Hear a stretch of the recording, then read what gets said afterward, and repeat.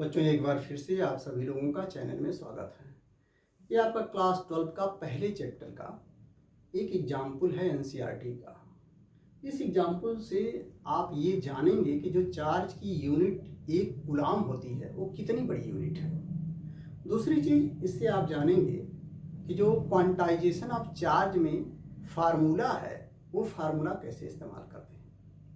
तो न्यूमेरिकल आप देखिए, यदि प्रत्येक सेकेंड 10 के पावर 9 इलेक्ट्रॉन एक वस्तु से निकलकर दूसरी वस्तु में चले जाते हैं तो दूसरी वस्तु पर कुल एक कूलाम आवेश जमा होने में कितना समय लगेगा। न्यूमेरिकल ये कह रहा है कि एक ऑब्जेक्ट से दूसरी ऑब्जेक्ट पर 10 की पावर 9 इलेक्ट्रॉन पर सेकंड जा रहे हैं, तो आपको बताना है कि दूसरी ऑब्जेक्ट पर एक कूलाम जो चार्ज होगा वो कितने समय में जमा होगा, टाइम निकालना है। और कह रहा है कि एक सेकंड में 10 के पावर 9 इलेक्ट्रॉन जा रहे हैं।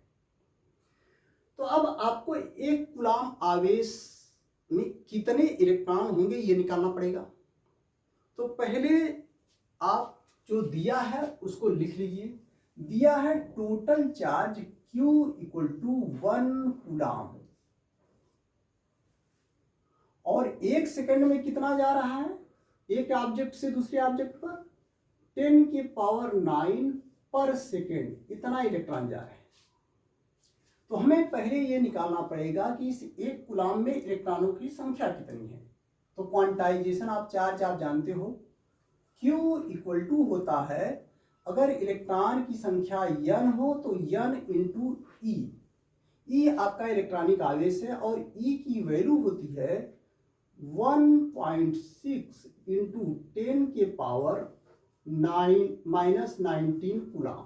ये अब इलेक्ट्रॉन की संख्या यहाँ निकालनी हो तो n इक्वल टू हो जाएगा Q और divide by small E. Q की वैल्यू दिया है 1 कूलाम और स्मॉल ई की वैल्यू है 1.6 इंटू 10 के पावर -19। ये ऊपर जाएगा -19 तो हो जाएगा 10 के पावर 19 और डिवाइड बाई 1.6। इसको चाहो तो आप इस तरह लिख सकते हो 10 इंटू 10 के पावर 18 और डिवाइड बाई 1.6। 1.6 से 10 में भाग देंगे तो 10 को लिख सकते हो आप 100 डिवाइड बाई 16 और इंटू 10 के पावर 18। अब 16 से 100 को डिवाइड आप करेंगे तो ये आ जाएगा आपका 6.25 इंटू 10 के पावर 18।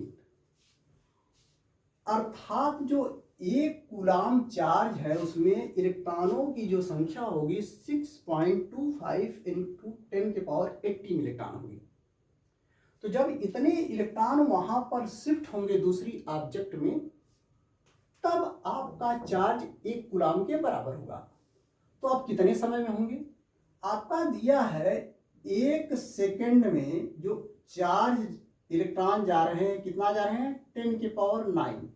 तो आप लिखोगे 10 के पावर 9 इलेक्ट्रॉन कितने समय में ट्रांसफर हो रहे हैं, एक सेकंड में। टाइम निकालना है तो एक इलेक्ट्रॉन कितने समय में होगा, ज्यादा से जब कम निकालते हैं तो डिवाइड करते हैं तो 1 डिवाइड बाई 10 के पावर 9। अब हमारे पास इलेक्ट्रॉनों की संख्या कितनी है 6.25 इंटू 10 के पावर 18। तो आप कहोगे 6.25 इंटू 10 के पावर 18 इलेक्ट्रॉन ट्रांसफर होने में लगा समय। अब मल्टीप्लाई कर देंगे तो 1 डिवाइड बाई 10 के पावर 9 इंटू 6.25 इंटू 10 के पावर 18। अब ये 9 है और 18 है तो ऊपर आ जाएगा, जो समय होगा वो t 6.25 इंटू 10 के पावर, यहाँ 18 है 9 ऊपर जाके घट जाएगा तो 10 के पावर 9 सेकेंड इतना समय लगेगा।